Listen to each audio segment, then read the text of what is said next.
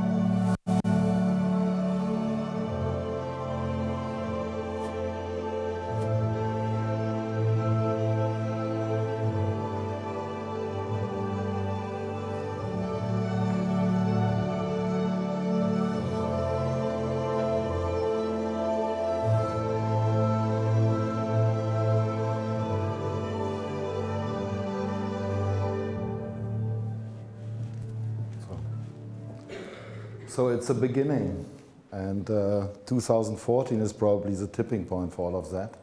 And I hope I will give you some inspiration on what we think is going to happen. But first I have to say, I was thinking to apply for a CDO job when I listened just before, but it's, I think you need to be a very good one really to survive these 5 years and to become a manager afterwards, otherwise you are gone, right? So I need to think about it, right? But definitely what I'm seeing in all the customer relations I have, and I'm running sales as one part of my job, there is nobody, right? At the moment, at least in the companies I'm talking to in Germany, in Europe, in EMEA, I'm missing these CDOs, or I'm missing the IT people even being sitting at the table where the decisions are made. What I'm seeing is that the line of business decision makers are not even inviting the IT and CDO guys to the table. They are just becoming executors, and that is something which needs to change. I'm fully agreeing with that, otherwise we are in trouble. And I can tell you in the US it's different. It is different, IT plays a different role and a much more powerful role. So I want to talk about IoE, the Internet of Everything, and I will explain it later. We believe it is big, it is different, and it's happening now. Let me dig into that. So this is the opening session of the World Economic Forum in Davos, beginning of this year, and for the first time it was not the economists sitting there, it was IT people or networking people, communications people, provider people, the digital people were sitting there, John Chambers, Marissa Mayers and some others. They were discussing about the future of the world, the economic impact which is generated by digitization, because they believe something is happening, right? And they agreed all, and that was also the outcome of the whole conference. It is a tipping point. 2014, the thing kicks off, right? And when they talk digitization, they are talking about the Internet of Things or the Internet of Everything. And this is impacting the world, and we need to be there. And the second thing they said, it's happening globally. It's not happening in Silicon Valley.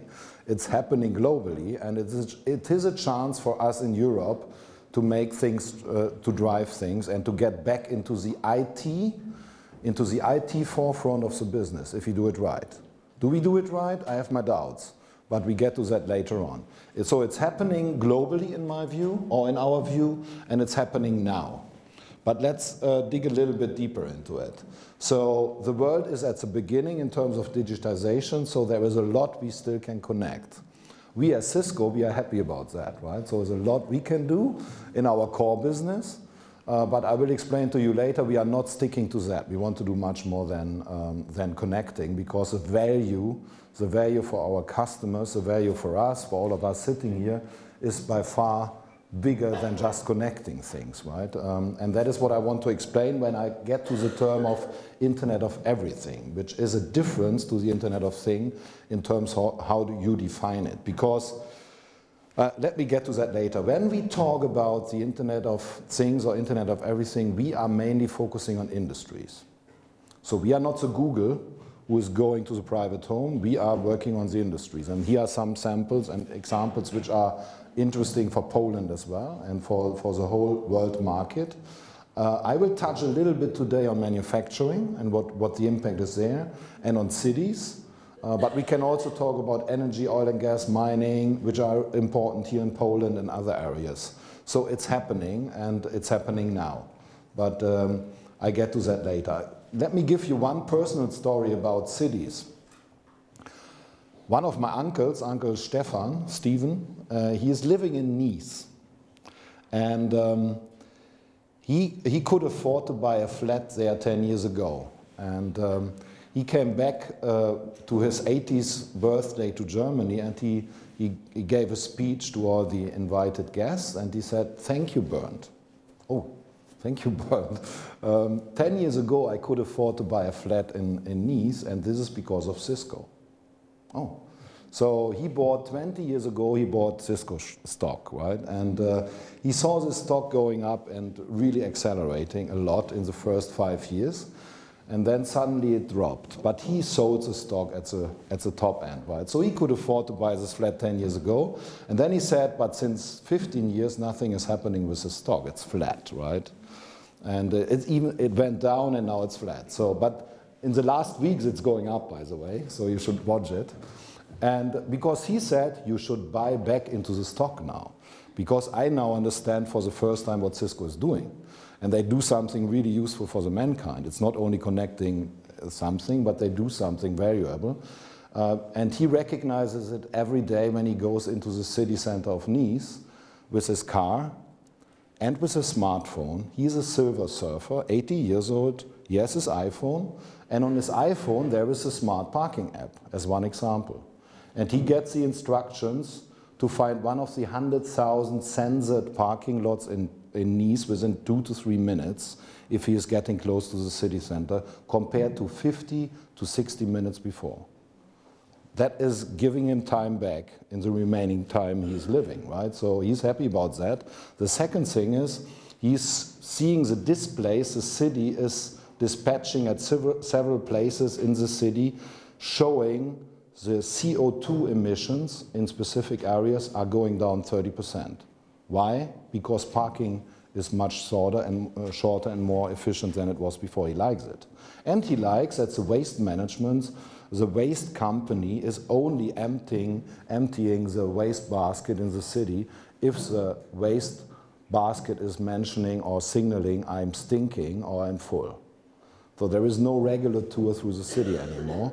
These are 3 examples which he likes, and so he said, buy back into the stock because everybody will recognize Cisco is behind it, and it is important to go with Cisco. And I think the stock is going up, so look at it. So I will touch manufacturing and cities a little bit more in detail later on. So, but IoE again, it is not only about talking about things. Things produce data. Data needs to be processed on, and this processed data needs to get to human beings, right? And then it's getting back into the circle, if you want, right? To trigger events and to make something happen. And I'm illustrating that here, right, in this diagram. So connecting assets is maybe the basic level where we are working on. It can be a car, it can be an engine, it can be a wheelchair, or whatever you can think about, but it can also be a sensor, a simple sensor. By the way, we have already 20 billion sensors active in this world. We are talking about 50 billion active devices in 2020. This is by far too conservative, right?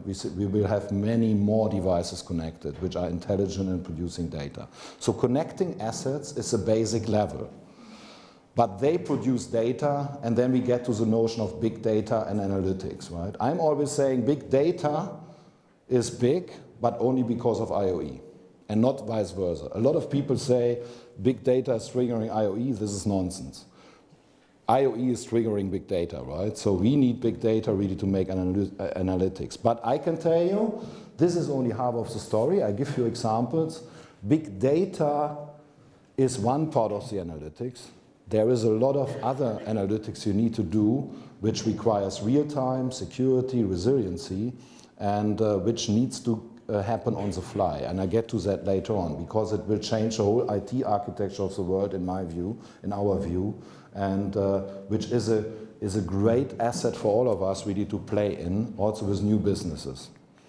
And then on the top, it's really all about business outcomes. Why are we doing IoE? Because we want to deliver increased efficiencies, new business models, minimize risks, to get higher productivity or whatever, right? It's all about business outcome.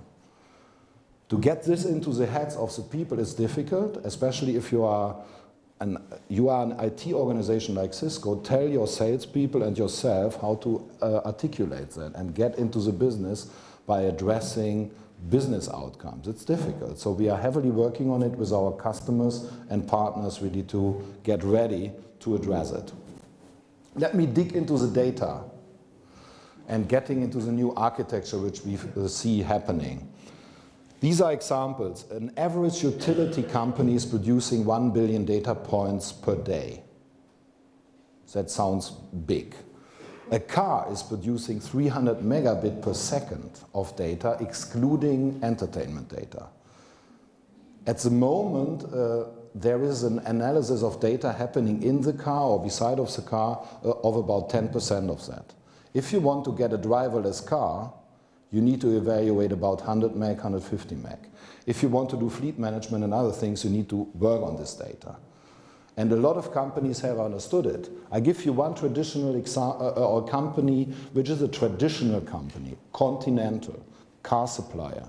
The CEO told us in a recent meeting, I am investing 50% of my R&D budget in the last 5 years in data. Continental, producing tires and supplying electronics to the car manufacturers. I'm really investing in R&D and data, and I tell you, in 5 to 10 years from now, my revenues are 40 to 50% coming out of data selling. That is completely shifting their business model, right? And I thought that is very impressive. Whereas I have to say I'm not sure if he's right, because the big question is who at the end is owning the data? Is it them? Is it the car manufacturer? Is it you? All of us? The drivers? Is it the community? I think there has to be a lot of discussions about that, will be in the near future to verify that. So, but everybody is looking into this data stuff, which is coming bigger and bigger. And when you combine that with the right side of this chart, you get to a conclusion which I will explain later on. So on the right side, I'm showing the cost of compute versus storage versus communications. I believe, or we believe, compute and storage are dumping faster than communications, as it was in the last 10 years. This trend is going on. The gap between them will widen, which is good for us again. But okay, not everything is transported into a data center or cloud in the future. That is a result of that. And let me get into that, because that is one of the key messages I want to give. That is what you all know if you are in IT. There is an endpoint and there is a data center and cloud. There is a terminal mainframe. There is a client server. There is a web access, one-to-one. We believe this will only be valid in specific areas, because the future will be like that. And that's the notion of fog, which I want to introduce here today. Who has heard about the fog? Nobody. So you hear it for the first time today. So there is a cloud. Far away, it is where you transport the data to and where you do big data analytics. And there is a fog which is closer to the ground, the distributed cloud, so to say, where the action is and where you need real time, where you need resiliency, where you need security. And there we came up with a notion of cloud. And we really implement it because the customers are asking for it. They don't want to transport all the data to an expensive way to the data center because it costs more, but they want to store it locally and work on it locally in real time. That is the notion of fog, which we introduced. You can call it what you are doing there. You can call it real-time analytics. You can call it light analytics or whatever, but it's not big data analytics where you are working on in non-real time. It is really real-time things what you are doing. And in order to do that, you need to combine things in one device. And we do that into the network. So we combine storage, communications, and compute into one device. And why can we do it? Because this flow is changed. In the traditional model, you store data, you analyze it, you act on it, and you notify. In 50%, 60% of the cases, you need to analyze immediately. If you want to make a car driverless, you need to analyze immediately in the car. If you want to signal within a train and make it safe, you need to do it real time. You need to do it in the wagon. You need to check it. If you want to control a production floor, you need to do it real time. You need to include into the production floor. And that is because this flow has changed. Analyzing, notifying somebody, acting on it, and storing the rest. Probably it's 50%, sometimes it's 80%, sometimes it's 20% of the data. And that is what we are doing with new platforms. We call it the IOX platforms. X stands for you can do it in different environments. You can do it in a Linux platform. You can do it Android. You can do it Windows. And it's running in the network.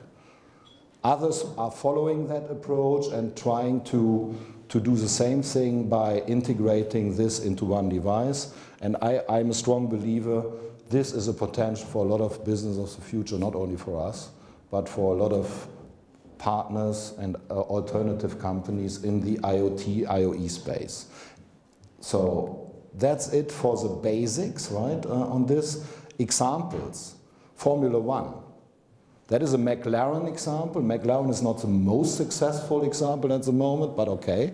What they are doing, each of their cars is equipped with about 2,000 sensors. 150 are attached to the engine. During the race, these sensors are delivering data to a fog device. This fog device is in the car. It's in the Formula One car, and it's working on the data which is provided by the sensors from the engine. And they claim it is able really to make up to 0.2 of a second per race, right, if they do it right. They are attaching them at different parts every time per race and using that on the fly. I think it's a great example. That is super technology, and it must be really hardened, it must be safe, it must be secure in such an environment. So they are doing it. Fog implementation in Formula One. Now I go into the city example. Smart cities. And all of that, what I'm talking about and what I mentioned on Nice, is happening in several places. Why is it so important? Because a lot of people are moving into cities. We are all aware of that. I want to ask you, and make it a little bit interactive, what you think, how many people move into cities per hour worldwide. And I give you four possibilities here. Is it 100 per hour? Is it 1,000? Is it 10,000? Or is it 100,000 per hour? Who believes it's 100 per hour worldwide who are moving into cities? Can you raise your arms? So nobody wants to get blamed on the 100. Who is going for 1,000? Yeah, the first ones, okay. Who thinks it's 10,000? A lot of you. 100,000? Okay, so Let me give you the result. It's 10,000 per hour, which equals a new London per month. A new London per month, 8 million roughly people living in London. And if you count that, you get to this number. That's huge, right? And that means there are a lot of new challenges and opportunities which are popping up in cities. And therefore, the city deployment of IoT are very important. And I mentioned a few of them, which are always based on sensors, data, intelligence, analytics, and playing back into the community. And I mentioned the parking example. I mentioned the waste management. I mentioned probably emission monitoring, but there are other examples which are on this chart. And we have about 250 ongoing projects in cities worldwide, and the numbers are increasing. I think that's the fastest adapter of IoT in the world, the cities. The biggest business at the moment for me, right? And running the business in IoT. So, and unfortunately, we don't have a real example in Poland, so we should work on it, right? So, to make that happen also here. But I can tell you, you know, the biggest example and the best example in Europe is Hamburg. And why is it? It's even better than Barcelona and Nice, in my view, because it's driven by a mayor who understood that the smartness of the innovation of his city is making a difference. He is attracting a lot of young people to Hamburg. He has a strong harbor, that is an advantage. The harbor is really a technology innovation center by itself. They are trialing things, making their ships intelligent, etc. So they have this advantage. And it is interesting in Germany that Berlin and others are falling behind. So they are now trying to get closer to Hamburg. Hamburg is really ahead of the curve. And we have several examples in other countries where cities are really using that to differentiate and to attract especially young people to move into the city, which is very important for the future. So let me now get a little bit more into the big. And if you have read some of our publicly available reports, you probably have seen this number. We are talking about $19 trillion value at stake. What is this about? It is about the potential gains or losses you have over the next 10 years if you are either using IT technology and really making your business, your city, and all these things smart, or you are not using it. So there is value at stake. We believe, and I think it was presented in the first presentation, companies' lifetime will even shorten in the near future if they're not adapting these new technologies. We have seen examples here of companies which were there 10 years ago or 20 years ago, they disappeared. This IoT thing is a threat if you don't use it. It is a potential gain if you use it, right? And these 19 trillion equals the GDP of China and US per year. This is a big number, I can tell you. And a lot of industries have understood it, but not all. And a lot of countries have understood it, but not all. And I think it is our charter really to highlight that and to illustrate it, that there is a big potential behind it. At least, you know, it is big, and I have a number also for Poland, which we digged into, and the reports can be made available. And we tried really to structure it, right? Manufacturing, public sector, cities, financial services, energy, oil, gas, mining, transportation, and plus some other verticals. Poland, value at stake 250 billion. That's big. And there is a lot of business at stake, and there will be a lot of changes, I bet. In the same way as it is in Germany, it will be. Germany has a 1 trillion, Poland at the moment a 250. And add another 10% or decrease it by 10%, but I think there is validity behind it. And if you are interested, contact our guys. We have the reports for you available to read through it and to get the information. And that is only the current view. I think this will change. Total German, that was an old slide, so please excuse that. I should have changed this to Polish. If you look at manufacturing And why do I stress manufacturing? Because that is the biggest vertical worldwide in terms of value at stake. We believe, and this is including automotive, that there is the biggest threat and opportunities in the world. And I'm going to the German car manufacturing and telling them, guys, you must be faster, right? And look at Tesla, look at Harley Davidson, look at GM, and I give you the examples later. They are speeding up. They see this IT-OT merging as an opportunity. And if you talk to BMW and Mercedes, they clearly articulate, we are more productive than the others, so we don't have to do anything yet on the IoT, on the Industry 4.0, how the Germans call it, area. We have time. I think they don't have time. I think the thing is really changing so fast and rapidly. The most modern production floors at the moment, surprisingly, are in the US. They are not in Japan, they are not in Germany or somewhere in Europe, they are in the US. That is a chance for the US really to get back. And you know, we are talking, when we talk IoT in Europe, we talk, that's a chance of Europe to get back on the IT forefront. The US have understood this is a chance for us to get back on the forefront in terms of OT, in terms of really core industrial technology, which they have lost in a lot of spaces. And we must be very careful. I think that will be a fight over the next years.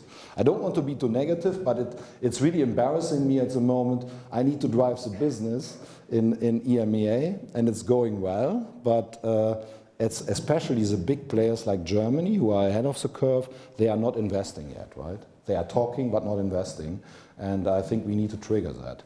I'm making more business in Africa than in Germany, right? This is not true. It cannot be true, right?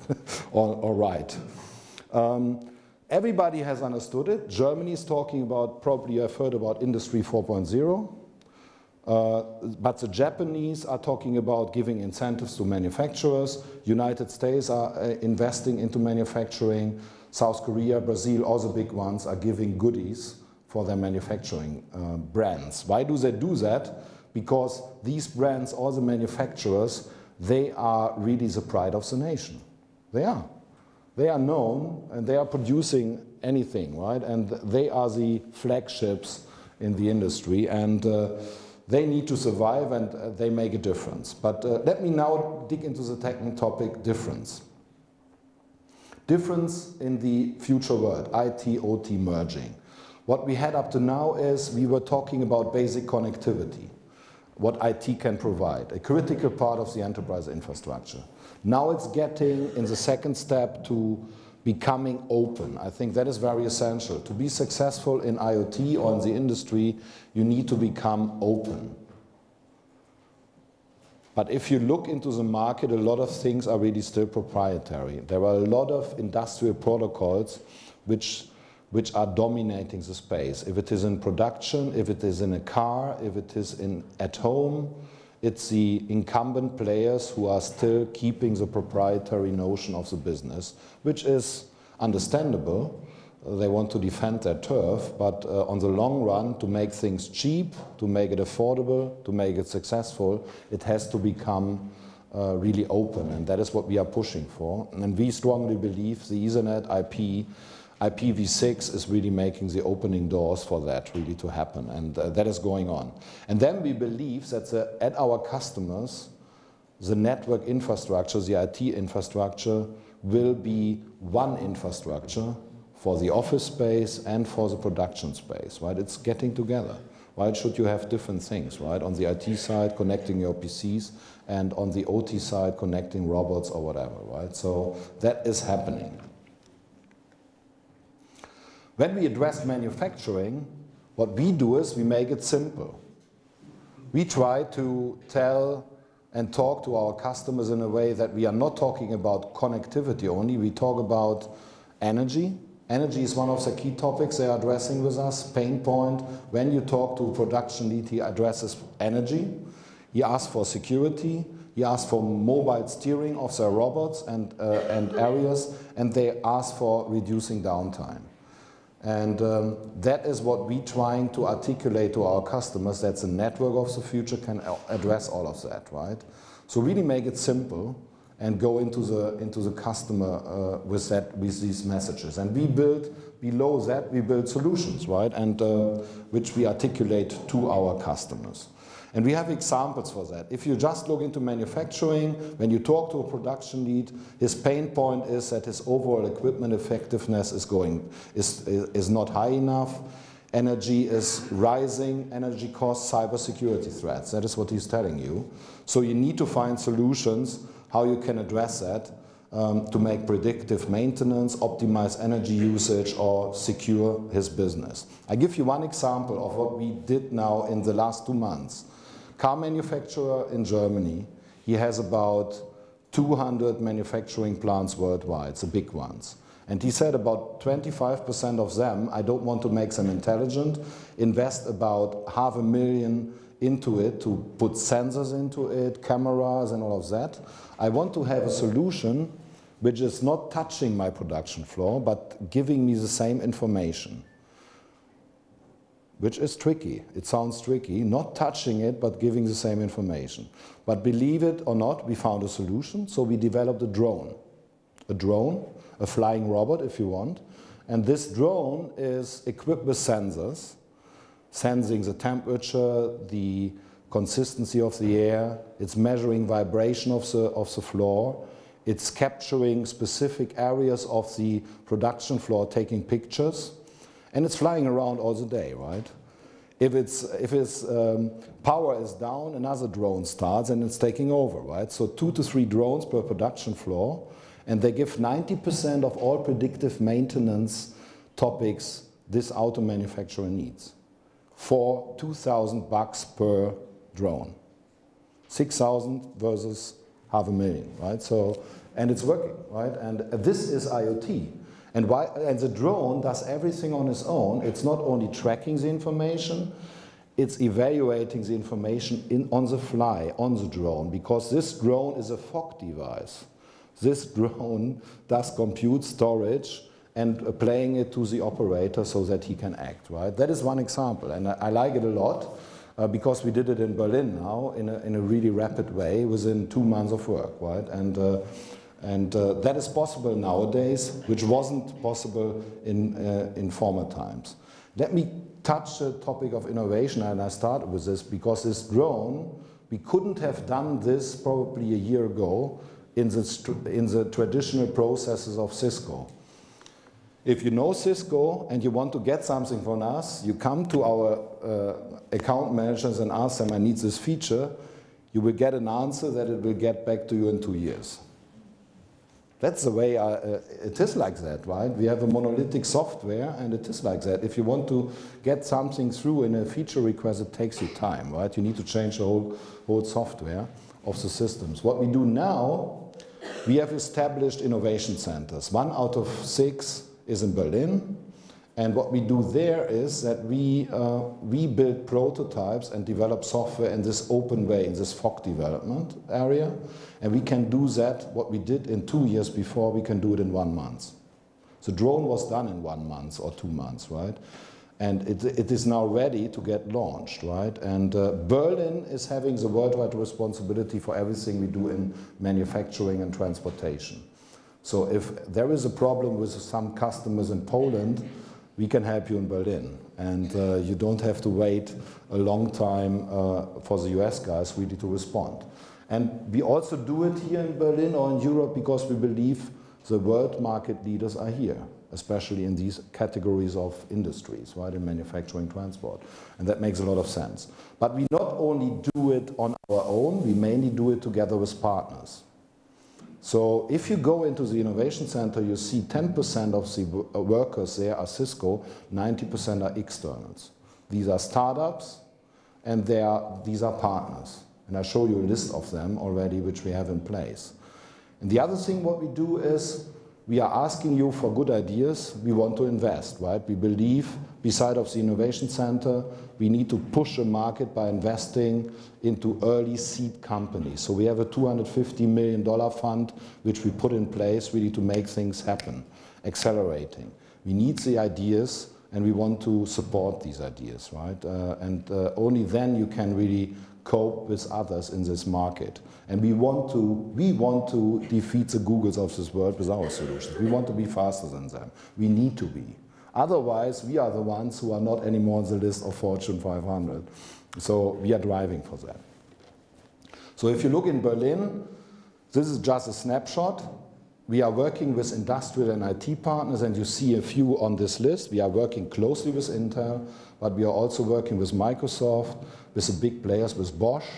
And when I say we're working with them, these guys are coming to us because they believe in the fog architecture, and they are implementing their applications on top of the network, which is interesting. Bosch is implementing software on our network to steer their robots, cleaning robots and other robots. They do that now, right? This is real. And a lot of startups which are doing different things, from asset tracking to things for the home, for the utility space, etc., they come to us and implement the solutions on the open devices which we are publishing. And then we are working with the IoE community academia, right? So I can invite you, we are working with ETH in Zurich, we are working with others. And what is very interesting, on this list there is something else mentioned. Does anybody know element 14? You should. You should look into that. And element 14 is just one example. You know, that is social engineering, that is social innovation, right? When we have identified a key thing which we want to fix for our customers, we push it into element 14. Believe it or not, you get an answer within 24 hours. The smartest people on earth in manufacturing and transport are working within an open community at element 14 for free, and they give you feedback and give you solutions, right? In all cases. Up to now, we didn't find a problem which I couldn't solve in 24 hours. And you can leverage it. You can use it and you can work on it. That is a different style of working. It's all about speed and global leverage of hundreds of thousands of people to work with you on the problems which you have. At Cisco, we never would solve these problems. And at Microsoft, they will never solve these problems if they are doing it on their own. And at Apple not, right? You need to leverage that, and they all do. And that's really interesting. Element 14 is just one. There are many others who offer these services, social platforms for that. So it's all about fast, external, and global. We believe these are three slogans I want to put in place. If you want to be successful in IoT, be fast, be externally oriented, and global. Otherwise, you will fail. We went through that, right? What is the lifespan of a successful company in the beginning, you know, and I have a statistic here, 19% of Fortune 500 from 1965 are still on the list, the others are all gone, right? And I think this will accelerate in the near future based on the innovation you grab or not, right? So you need to be ahead of the curve. On the right side, you see a lot of companies which disappeared as an own brand, more or less, right? On the left side, so you see some survivors. And we as Cisco, we don't want to end up on the right side of the list, right? Let me get to the last point now. It's happening now. I mentioned the cities. What we did is to give it a structure, what is going on in the IoT space. And we didn't do it on our own, but it was a whole advisor group. About 500 customers and partners all over the world worked with us on a reference model. And surprisingly enough, for IT guys, it ended up with 7 layers, right? The OSI model, some of you know that, 7 layers. And it's starting on the physical layer, and it's going up to the collaboration application layer. And in every of these areas, there is validity for companies to be there and be successful. And we believe it is really, for Cisco, the sweet spot in that is here, right? That is a fog, right? It is about connectivity, IP connectivity, and it is about edge computing where you have some intelligence in it. And choose your place. I think there is a lot of business you can generate in the future, in the very near future, in the IoT space. Giving examples, I mentioned Daimler. Daimler in Japan did some interesting things. So they came with the problem of energy consumption in their production floors by integrating sensors, and in that case a Cisco solution obviously, based on a German company which we acquired a year ago, they can reduce their energy consumption by 18%. You need sensors for it, you need to track it, you need to manage it and play it back. So, and that is really saving 200K per site per year in energy costs, right? Which is not super big, but it is really interesting for them. So they did it. Other example is Harley. And I think the first point is probably the most important. They can build individually designed bikes within 1.5 weeks compared to 1 year before. It took them 1 year before really to customize it. Now it's 2 weeks. They can do it, right? And that is using IT, that is using intelligence in their production floor. And that is what they did rapidly.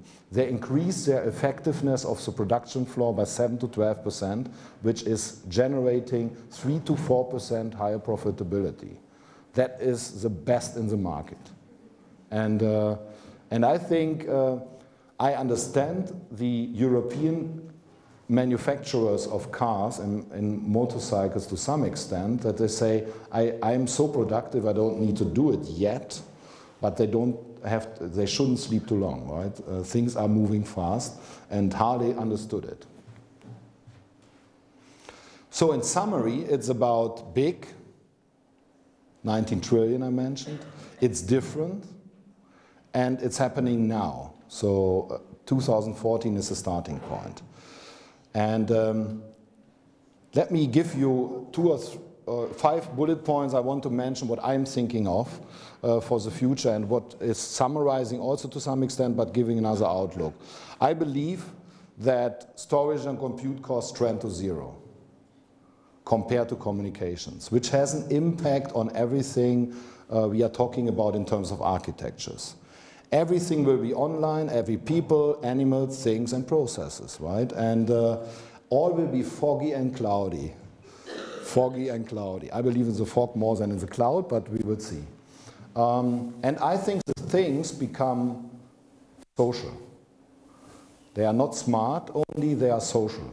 They begin to talk, and they begin to talk between each other. We will see that happening. And they become autonomous, which is something scary. But I strongly believe that, that this will happen. And in the last point, it's combined with the last point, the robots are everywhere, right? Some of you probably have a robot already. Some of you have a drone already. I recognized that yesterday by talking to some of the people here, that there are robots at home, right? And building robots, starting with quadruples and so on, and doing some interesting things, or in restaurants or whatever you can think about. Do you like it? Probably not. Can you envisage it? I don't know, but I think it will happen. And I think what also is important is open beats closed. So we're still working closed, like Cisco did for 20 years, will fail. So you need to open development.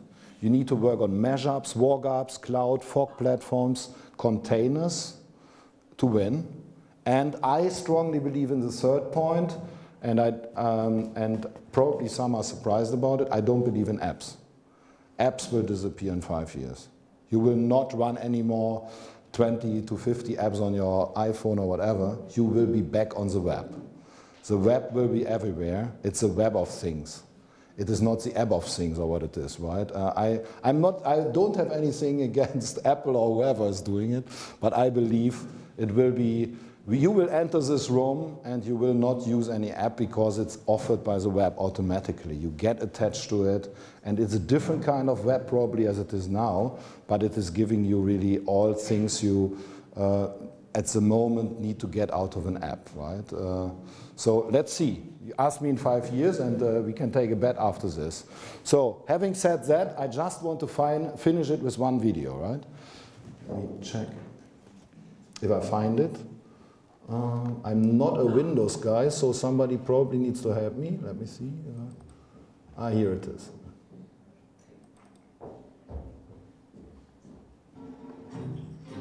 This is the cat that drank the milk and led in the dog that jumped on the woman who brewed the coffee that woke the man who was late for work. All right, there you go. And drove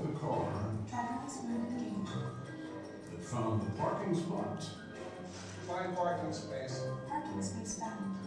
That alerted the door, that opened the control room, that secured the data, that directed the turbines, that powered the sprinklers, that watered the grass, that fed the cow, that made the milk, that went to the store, that reminded the man to buy the milk, that was poured by the girl who loved the cat, that drank the milk.